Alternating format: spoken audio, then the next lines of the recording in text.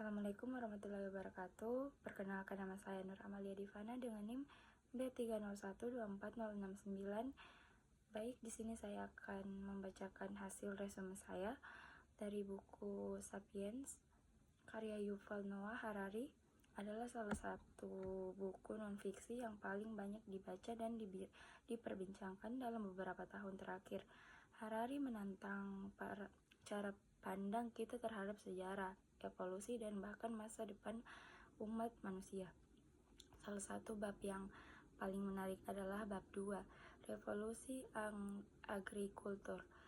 Tinjauan bab 2, Revolusi Agrikultur. Dalam bab ini, Harari menyajikan argumen yang sangat provokatif.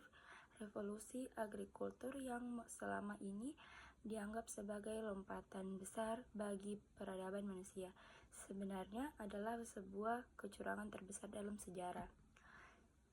Kecurangan terbesar sejarah. Harari berpendapat bahwa meskipun revolusi agrikultur memungkinkan populasi manusia tumbuh secara eksponensial dan menciptakan peradaban kompleks, itu datang dengan biaya yang sangat besar bagi individu. Sebelum revolusi agrikultur, manusia adalah berburu pengumpul. Mereka hidup dengan pola makan yang beragam, memiliki waktu luang yang cukup, dan kecil kemungkinan terjangkau penyakit menular karena populasi mereka tidak padat. Namun, ketika manusia mulai bertani, mereka harus bekerja lebih keras dan lebih lama. Makanan mereka menjadi monoton, misalnya hanya gandum atau beras, yang menyebabkan kekurangan gizi. Hidup menetap dalam komunitas padat juga membuat mereka lebih rentan terhadap penyakit. Secara tajam menyimpulkan bahwa petani purba memiliki kehidupan yang lebih buruk daripada nenek moyang mereka yang berburu mengumpul.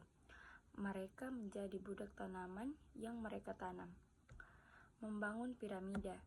Harari menggunakan metafora membangun piramida untuk menjelaskan bagaimana revolusi agrikultur menciptakan hierarki sosial yang kompleks. Ketika surplus makanan mulai dihasilkan, tidak semua orang harus bekerja di ladang. Ini memungkinkan munculnya kelas-kelas sosial baru seperti pemimpin, tentara, pendeta, dan birokrat.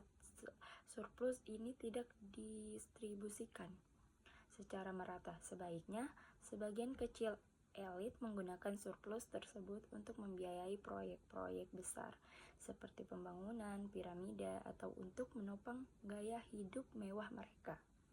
Harari berpendapat bahwa meskipun proyek-proyek ini menegaskan mereka dibangun di atas penderitaan dan kerja keras jutaan petani, memori kelebihan muatan bagian ini membahas bagaimana revolusi agrikultur menciptakan masyarakat yang jauh lebih kompleks dan besar.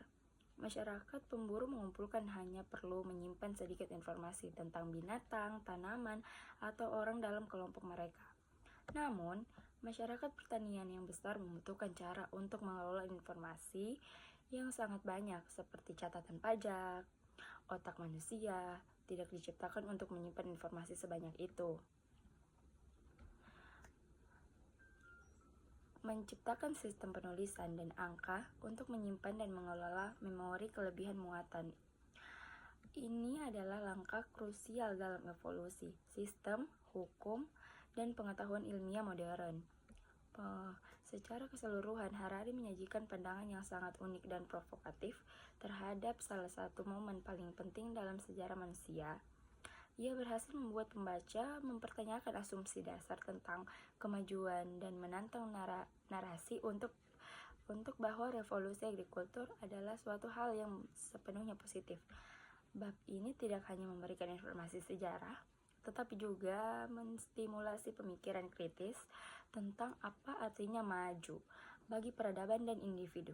Baik, itu saja hasil resume buku dari saya. Wabillahi taufiq wal hidayah. Wassalamualaikum warahmatullahi wabarakatuh.